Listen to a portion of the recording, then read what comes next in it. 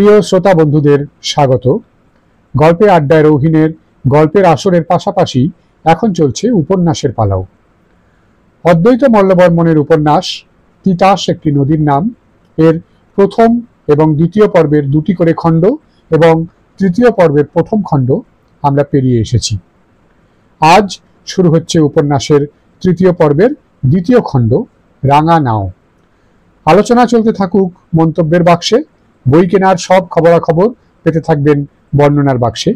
এখন শুরু করছি নতুন পর্ব রাঙা নাও, পাঠে আমি রৌহিন। চৈত্র মাসের খরায় যখন মাঠ ঘাট তাতিয়া উঠিয়াছিল, তখন বিরামপুর গ্রামের কিনারা হইতে তিতাসের জল ছিল অনেকখানি দূরে। পল্লীর বুক চিরিয়া যে পথগুলি তিতাসের জলে আসিয়া মিশিয়াছে, তারা এক একটা ছিল এক দৌড়ের পথ। কাদিরের ছেলে ছাদির তার 5 বছরের ছেলে রমুকে তেল মাখাইয়া রোজ দুপুরে এই পথে গিয়া তিতাসে স্নান করিত।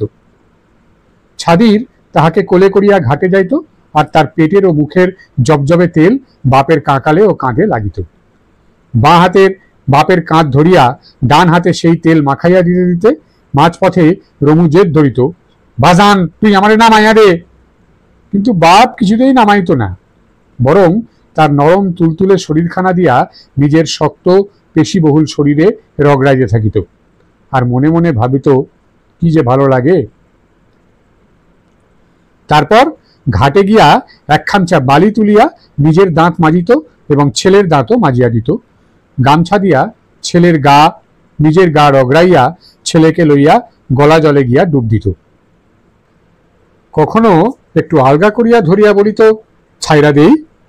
রমু তার কাঁধ জড়াইয়া ধরিয়া বলিত, দে ছাইরা। পরিষ্কার জল ফটফট করে, তাতে মৃদুমন্দ স্রোত। কাটারি মাছ ভাসিয়া ভাসিয়া খেলা করে। বাপ বেটার গায়ের তেল জলের উপর ভাসিয়া বেড়ায়, তারই নিচে থাকিয়া ছোট ছোট মাছেরা ফুট ছাড়ে। রমু হাত বাড়াইয়া ধরিতে চেষ্টা করে, পারে না। ধরিত্রীর সারাটি গা ভীষণ গরম। একমাত্র ঠান্ডা এই তিতাসের জল। জল তার বহির অবয়বে ধরিত্রীর উত্তেজনা ঠেলিয়া নিজের বুকের ভিতরটা সুশীতল রাখিয়াছে এই দুই বাপ বেটার জন্য। অনেকক্ষণ ঝাঁপাইয়া ঝুপাইয়াও তৃপ্তি হয় না। জল হইতে ডাঙায় উঠিলেই আবার সেই গরম। ছাদির শেষে ছেলেকে বলে, তুই কান্দে উঠ, তোরে লইয়া পাতাল যামু। রমু কার কাছে যেন গল্প শুনিয়াছে জলের তলে পাতাল নাগিনী সাপ থাকে। বলিল, না বাজান, পাতাল গিয়া কাম নাই, তরে সাপে খাইলে আমি কি করুম ক। ছেলে পিলের ভয় ডর ভাঙাইতে হয়, তাই ধমক দিয়া বলিল, সাপের গোষ্ঠীর নিপাত করি, তুই কান্দে উঠ। বাপের 2 আঙুলে শক্ত করিয়া ধরিয়া রমু তার কাঁধে পা রাখিয়া এবং কাঁপিয়া কাঁপিয়া শরীরের ভারসাম্য রাখিতে রাখিতে অবশেষে শটান স্থির হইয়া দাঁড়াইতে পারিল। শেষে খুশির চোটে হাততালি দিতে দিতে বলিল, বাজান তুই আমারে লইয়া এইবার পাতাল যা। ছেলের খুশিতে তারও খুশি উপচাইয়া উঠিল। সেও হাত 2টা জলের উপর তুলিয়া তালি বাজাইতে বাজাইতে বলিল, দম্ব দম্ব তাই তাই, ঠাকুর লইয়া পুবে যাই। ঘাটে নানা বয়সের স্ত্রী লোকেরা নাইতে ধুইতে আসিয়াছিল। কেউ কেউ বলিল, কি রকম কুয়ারা করে দেখ, হইব না, কম বয়সে পুলা পাইছে, পেটে থুইব না পিঠে থুইব, দিস করতে পারে না। জল হইতে উঠিয়া ছেলের গা মুছাইয়া ছোট 2 হাতি লুঙ্গিখানা পরাইয়া বলিল, এবার হাইটটা যা। কয়েক পা আগাইয়া শক্ত মাটিতে পা দিয়া দেখে আগুনের মতো গরম। পা ছোঁয়াইলে পুড়িয়া যাইতে চায়। করুণ চোখে বাপের মুখের দিকে চাহিয়া বলে, বাপ আমারে কোলে নে, হাঁটতে পারি না। বাপের কোলে চড়িয়া তার বুকের লোমগুলির মধ্যে কচি গালটুকু ঘষিতে ঘষিতে রমু বলিল, বাপ তুই আমারে খরম কিনা দে, এমন ছোট 2খান খরম, তাহলে আর তোর কোলে উঠতে চামু না। পাবে গরম লাগে, ওরে আমার মুন্সির পুত্রে, পাবে গরম লাগলে জমিনে কাম করবি কেমনে। উঠানে পা দিবার আরেকটু বাকি আছে। তিতাস হইতে এক চিলতা খাল গ্রামখানাকে পাশ কাটাইয়া সোজা উত্তর দিকে গিয়াছে। মেটে হাঁড়ি কলসি বোঝাই একটা নৌকা জোয়ারের সময় খালে ঢুকিয়া পড়িয়াছিল, ভাটায় আটকা পড়িয়াছে। লাল কালো হাড়িগুলি খালের পাড় ছাড়াইয়া উঁচু হইয়া উঠিয়াছে। এখান হইতে দেখা যায় রোদে সেগুলি চিকচিক করিতেছে। সেদিকে আঙুল বাড়াইয়া রমু বলিল, জমিনে কাজ করিবে না, পাতিল ব্যাপার করিবে। ঠুনকা জিনিস লইয়া তারা গাঙে গাঙে চলাফেরা করে। নামে নামে ঠেস টাক্কুর লাগলে মাইকটা জিনিস ভাইঙ্গা চুরমার হয়ে যায়। তুই যেরকম উট্টা মুখা, তুই যদি পারবি পাতিলের ব্যাপার করতে, তাহলে আম কাঁঠালের ব্যাপার করুম। নামে আম কাঁঠাল বড় পচে, কোনো গতিকে দুই একটাতে পছন্দ লাগলে এক ডাকে সবগুলি পছন্দ লাগে, তখন না অবর্তী আম কাঁঠাল জলে ফেলাইতে হয়। লাভে মূলে বিনাশ। তুই যেরকম হুঁশ দিশা ছাড়া মানুষ, পচা লাগলে টের নি পাইবি, শেষে আমার বাপের পুঁজি মজাইয়া বাপেরে আমার ফকির বানাইবি। তাহলে ব্যাপার কইরা কাম নাই। বাজি, ব্যাপারীরা বড় মিছা কথা কয়, 7, 5, 12 কথা কইয়া লোকেরে ঠকায়। কিনবার সময় বাকি আর বেচবার সময় নগদ। আর যে পাল্লা দিয়া জিনিস মাপে তারে কিনবার সময় রাখে কাইত কইরা, আর বেচবার সময় ধরে চিত কইরা। এর লাগি তোর নানা ব্যাপারের দুই চক্ষে দেখতে পারে না। তুই যদি বড় হইয়া ময় মুরব্বীর হাল গৃহস্থী ছাইরা দিয়া ব্যাপারী হয়ে যাস, তাহলে তোর নানা তোরে চোর ডাকবো, আর আর কি শালা ডাকবো। রমু একটু হাসিয়া ফিরিল, অপমানাহত হইয়া বলিল, তখন আমারে নামাইয়া দে। মুখে তার কৃত্রিম ক্ষোভের চিহ্ন। খেতে কাজের ধুম পড়িয়াছে। ছাদিরের মোটে অবসর নাই, ছেলের দিকে চাহিবার সময় নাই। ছেলের মার হাতেও এত কাজ যে 2 হাতের 10 গাছা বাংড়ির মধ্যে 2খানা ভাঙিয়া ফেলিল। ছেলের মা হওয়ার পর হইতে সংসারে তার গৌরব বাড়িয়াছে, কিন্তু শ্বশুর কাদের মিয়া তাহাকে ছাড়িয়া কথা বলিলেও তাহার বাপকে ছাড়িয়া কথা কহিবে না। কোনো একবার খাইতে বসিয়া যদি দেখে বেটার বউয়ের হাতের অতগুলি বাংড়ির মধ্যে কয়েকটা কম দেখা যাইতেছে, তবে নিশ্চয়ই শালার বেটি বলিয়া গালি দিবে, কেহ আটকাইতে পারিবে না। সন্ধ্যায় বেদেনি আসিলে তাহার নিকট হইতে 2 পয়সার 2টি বাংড়ি কিনিয়া পুরাইয়া রাখা যাইতে পারে, কিন্তু পয়সা ছাদির দিলে তো নিজেকে তাহার যেন বড়ই অসহায় মনে হইতে লাগিল। এইরকম মাঝে মাঝে হয়।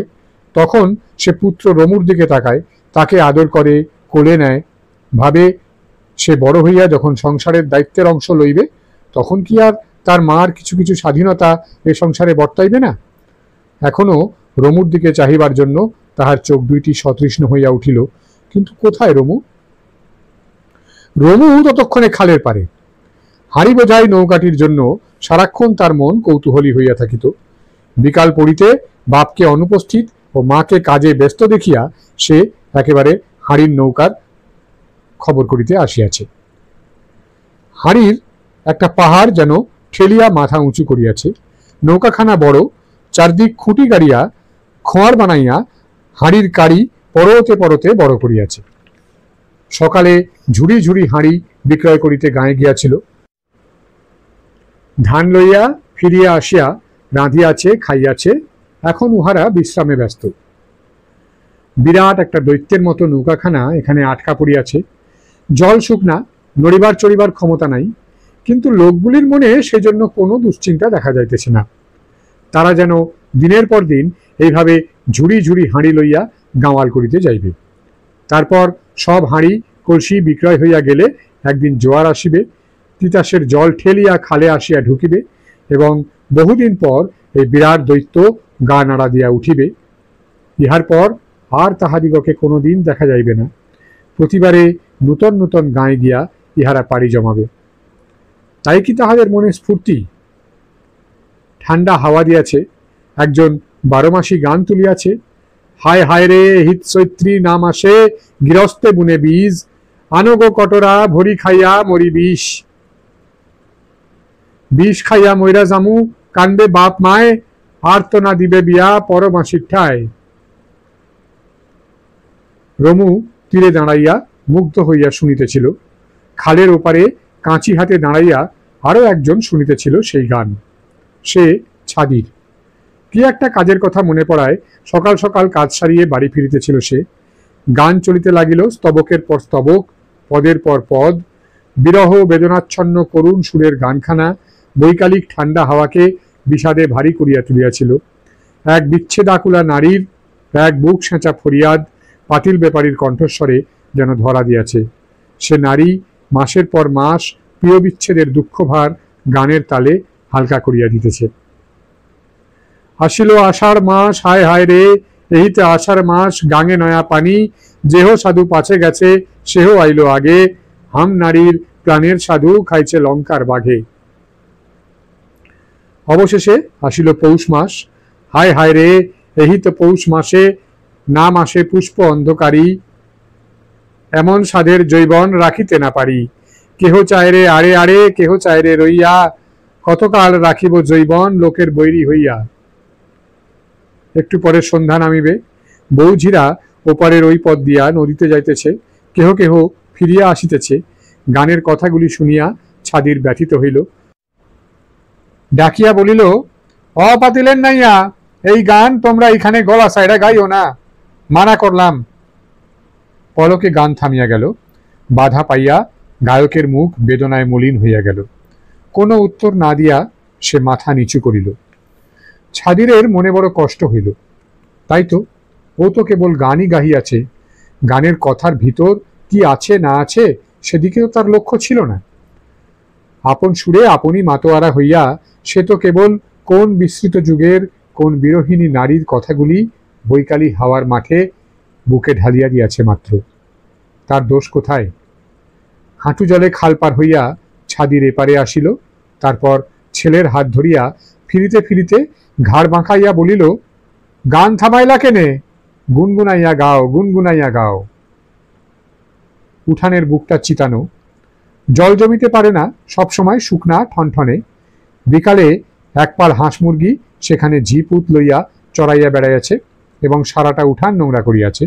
গোলায় অজস্র ধান, সারা বছর খাইয়া বিলাইয়া হাঁড়ি পাতিল খইয়ের মোয়া রাখিয়াও সে ধান কমে না, এমনই অজস্র। ঢেকি ঘরে সাপের গর্ত ধরা পড়িয়াছে। মাটি খুঁড়িয়া নিঃসন্দেহ না হওয়া পর্যন্ত সেখানে গিয়া ধান ভানা চলে না। জ্যোৎস্না রাতের সাঁঝ সেই উঠানেরই একদিকে ননদদের লইয়া ধান ভানিতে হইবে। মস্ত বড় ঝাঁটাখানা দুই হাতে ধরিয়া কোমর বাঁকাইয়া অত বড় উঠানখানা ঝাড়ু দিয়া শেষ করিতে করিতে বেড়াটুকু ফুরাইল। নবমী তিথির ঝাপসা চাঁদের আলোয় সেই উঠান চকচক করিয়া উঠিল। এমন সময় দেখা গেল খালের কিনারা হইতে গোপাটের পথ ধরিয়া একটা লোক আগাইয়া আসিতে আসিতে একেবারে উঠানের কোণে আসিয়া পা দিল। চার ভিটায় চারখানা বড় ঘর, কোনা খামচিতে আরো ছোট ছোট ঘর কয়েকখানা আছে। উঠানের পূর্ব দক্ষিণ কোণ দিয়া দুই ঘরের ছায়া আসিয়া লোকটা থমকাইয়া দাঁড়াইল, চাপা গলায় ডাক দিল, পেশকারের মা।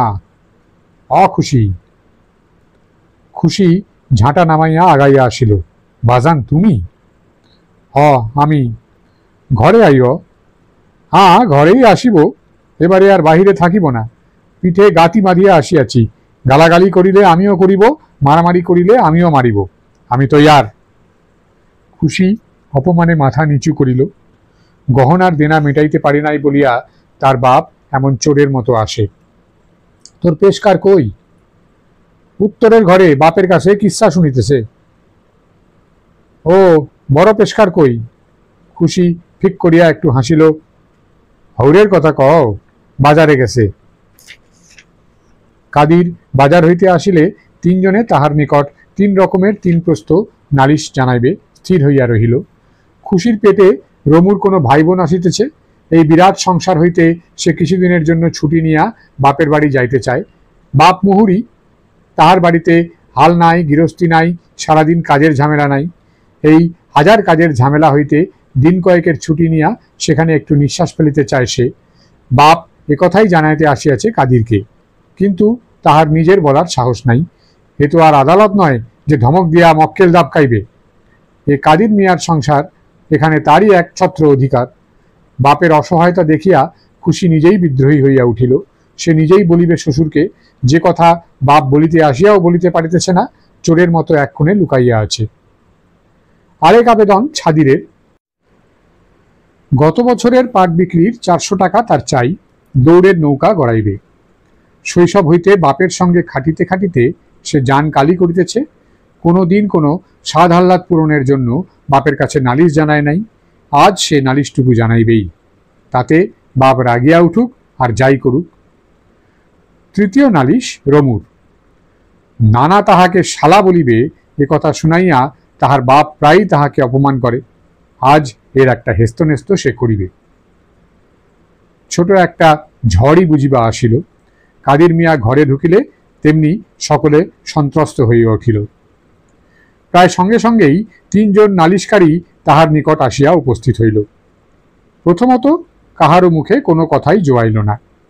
একটু দম নিয়া ছাদিরই কথা বলিতে আগাইয়া আসিল, নতুবা স্ত্রী ও পুত্রের নিকট তাহার মর্যাদা থাকে না। বাজি, তোমার হাতে কি? হাতে খাইয়া না শুনি। পরিষ্কার রাগের কথা। ছাদির নিঃশব্দে বাহির হইয়া গেল। খুশি ঘোমটা টানিয়া ঘরের এক কোণে সরিয়া গেল। রমু নিকটে বসিয়া প্রদীপের আলোয় নানার চকচকে দাড়িগুলোর ফাঁকে রাগে কম্পিত ঠোঁট দুইটি লক্ষ্য করিতে লাগিল। খরম পায়ে দিয়া হাত মুখ ধুইয়া আসিয়া তামাক টানিতে টানিতে কাদির মিয়া ডাকিল, ছাদির, ছাদির মিয়া। ছাদির উঠোনে স্ত্রীর নিকট এক ঝুড়ি ধান নামাইয়া দিয়া ছুটিয়া আসিয়া বলিল, বাজি, আমারে ডাকছ? এক বিপদের কথা কই। উজানচরের মাগন সরকার মিছা মামলা লাগাইছে। মামলা লাগাইছে? মিছা মামলা। বাপ দাদার আমলের জমি জিরাত ন্যায্য মতে সইয়া খাই, দরকার হইলে ধার কর্জ করি, পাট বিক্রির পর শোধ করি। কারো ফসলের খেতে পাড়া দিই না, আমারও ফসলের খেতে কেউ পাড়া দেয় না। তার মধ্যেই এমন গুজব। কি বলে লাগালো ঝামেলা? 30 রাসনের তুফানে বড় ঘর কাইট হইয়া পড়ে, তখন 200 টাকা ধার করি। পরের বছর পাট বেশি 12 টাকা মনে। কাঁচা টাকা হাতে আমার বাড়ির গোপাট দিয়া মাইরার বাড়ি যাবার সময় ডাক দিয়া আইনা সুদে আসলে দিয়া দিলাম। টাকা নিয়া যাইতে যাইতে কইয়া গেল, গিয়াই তমসুকের কাগজ ছিঁড়া ফেলামু, কোনো ভাবনা করো না। এতদিন পরে সেই কাগজ লইয়া আমার নামে নালিশ করছে। বাজান, তুমি বড় কাঁচা কাম করো। ইহাদের নামে কেউ কোনোদিন মামলা করে নাই, এরাও কোনোদিন কারো নামে নালিশ করে নাই। তাই এই দুঃসংবাদে সারা পরিবারে একটা বিষাদের ছায়া পড়িল। চিন্তান্বিত মুখে সকলে কাদির মিয়াকে ঘিরিয়া দাঁড়াইল। একটা ঝানু মামলাবাজ অতিথি যে ঘরের কোণে আত্মগোপন করিয়া আছে সে কথা কেউ জানিল না। যাও বা খুশি জানিত, সেও ভুলিয়া গেল। কিন্তু মামলার নাম শুনিলে আত্মগোপন করিয়া থাকিবার লোক সে নয়। কোথা হইতে ছুটিয়া আসিয়া সকলের মাঝখানে ঝাঁপাইয়া পড়িল। কোন তারিখে কার কোটে নালিশ লাগাইয়াছে কও? কাদির চমকাইয়া উঠিল, কেডা তুমি? আমি নিজামত মুহুরী, বেআই। বেআই? আমি মনে করছিলাম বুঝি বউরূপী। যা তুমি মনে করো। এই জীবনে কত বউরূপীরে না চাইলাম, শেষে তোমার কাছে নিজেই বউরূপী সাজতে হইল। কও কি তুমি? ঠিক কথাই কই। 2-1টা মামলা টামলা তো করলা না, কি কইরা জানবা মুহুরীর কত মুরাদ। ঘুড়িরে দেই আসমানে তুইলা, লাটাই রাখি হাতে, যতই উড়ে যতই পড়ে আমার হাতেই সব। জজ ম্যাজিস্ট্রেট তো ডালপালা, গোড়া থাকে এই মুহুরীর হাতে। কি নাম কইলা? উজানচরের মাগন সরকার না? কোনো চিন্তা করো না, 2-4টা সাক্ষী সাবুত জোগাড় করে রাখো, মামলা তোমারে জিতায় দিমু, কইরা রাখলাম। ছাদিরও সমর্থন করিল, বাজান তুমি ডরাইও না, হৌরে যখন সাহস দেয় তখন জিত হইবই বাজান। কাদিরের মুখের শিরাগুলি কঠিন হইয়া উঠিল। বেআই, তোমার কোনো ডর নাই, দেখো আমি কি করতে পারি। একবার দেখো, মিছা মামলা লাগাইছে, আমিও মিছা সাক্ষী লাগাবো। মামলা নষ্ট তো করুমই, তার উপর তার নামে লোক লাগাইয়া গরু চুরি করার, না হইলে খামারের ধান চুরি করার পাল্টা মামলা লাগামু, তবে সারুম। তুমি কিচ্ছু করো না, খালি খাড়া হইয়া দেখো। কাদিরের মুখ আরো কঠিন হইয়া উঠিল। ছাদির শেষ চেষ্টা করিল, বাজান, না না, তারে আমি ডরাই না। তবে চলো আমার সাথে, দেখি কই কি করছে, মামলার গোড়া কাটা যায় কিনা। চলো কাল সকালে। কাল সকালেই যামু, কিন্তু তোমার সাথে যামু না, আর তোমার ওই আদালতেও আমি যামু না। আমি একবার যামু তারই কাছে। তার কাছে গিয়া কি করবা? তার চোখে চোখ রাখা জিগামু, তার ইমানের কাছে জিগামু। আমার বাড়ির গোপার দিয়া যাইবার সময় তার বিনা ক্ষতে টাকা নিছি, সেই কথাটা তার মনে আছে কিনা। যদি কয় মনে নাই, পারবো না মুহুরি, পারবো না। আমার এই চোখের ভিতর দিয়া আল্লাহর গজব তারে পোড়াইয়া খাক করিব। কি সাধ্য আছে তার এই রকম দিনে ডাকাতি, হাওড়ে ডাকাতি করবে? ছেলে হতাশ হইয়া বলিল, বাজান তুমি বড় কাঁচা কাম করো। ততধিক হতাশ হইয়া মুহুরি বলিল, পাড়া গাঁয়ে থাকো, পাড়া গাইয়া বুঝ তোমার, তোমারে খামোকা উপদেশ দিয়া লাভ নাই। তোমারে কওয়া যা, ধান খেতে গিয়া কওনো তাই। থাকো গরুর সাথে মাঠে, গরুর বুদ্ধি তো হইব তোমার। এভাবে বুদ্ধির খোঁটা দেওয়ায় পিতা পুত্র দুজনেই চটিল। আমার কাছে কত লোক যায় মামলা মোকদ্দমার পরামর্শ লইতে, তুমি শালা কোনোদিন কি গেছলা? অত জমি জামা ক্ষেত পাখার তোমার, জীবনে 2-10টা মামলা করলা না, কিসের তুমি কুঠিয়াল? পুঁটি মাছের পরাণ তোমার, মামলার নামে কাঁইপা উঠো, নইলে দেখতা মাগন সরকারে আমি কিভাবে কাইট করি। একটা অহেতুক বচসার সৃষ্টি হইল। মুহুরি রাগিয়াই আসিয়াছিল। মুহুরি নামক জীবকে দুই চক্ষে দেখিতে পারে না, কাদির একথা স্পষ্ট জানাইয়া দেওয়াতে তার আত্মসম্মানে প্রচণ্ড আঘাত লাগিল। বলিল, থাকি আমি ভদ্রলোকের গাঁয়ে, চলি আমি বাবু ভূঁইয়ার সাথে, কারো কাছে কি কই যে আমি তোমার সাথে সম্বন্ধ করছি তোমার মতো চাষার সাথে? ও গরিবের বাড়িতে হাতির পাড়া পড়ুক, কেউ আমরাও চাই না বাজি, বাপের হইয়া জবাব দিল ছাদির। বাপ তার এভাবে বসিয়া অপমানিত হইতেছে দেখিয়া খুশির বুক ফাটিয়া যাইতে লাগিল। আড়াল হইতে সে সকলকে শুনাইয়া বলিল, এমন অসম্মানী হইবার লাগি এ গাঁয়ে তুমি কেন আয়ো বাজি? মুহুরি জানাইল সে ভুল করিয়াছে, সে এখনই চলিয়া যাইতেছে, অতঃপর সব বাড়িতে যাইবে, কিন্তু চাষার বাড়িতে যাইবে না। কাদির ততোধিক চটিয়া বলিল, রাত দুপুরে চলিয়া যাইবে? সাহস কত, যাও না যদি ক্ষমতা থাকে। মুহুরি যাইতে উদ্যত হইলে তাড়াতাড়ি কাদির 2টা লাঠি বাহির করিল। মুহুরি হতভম্ব হইয়া গেল। কাদির একটা লাঠি নিজের হাতে লইল এবং বাকি লাঠিটা নাতি রমুর হাতে দিয়া বলিল, নে শালা, তোর দাদারে মার। রমু লাঠিটা হাতে লইয়া গো বেচারার মতো একবার কাদিরের মাথার দিকে আর একবার মুহুরির মাথার দিকে চায় তাকাইতে লাগিল। কার মাথায় মারিবে বুঝিবা ঠিক করিয়া উঠিতে পারিতেছিল না।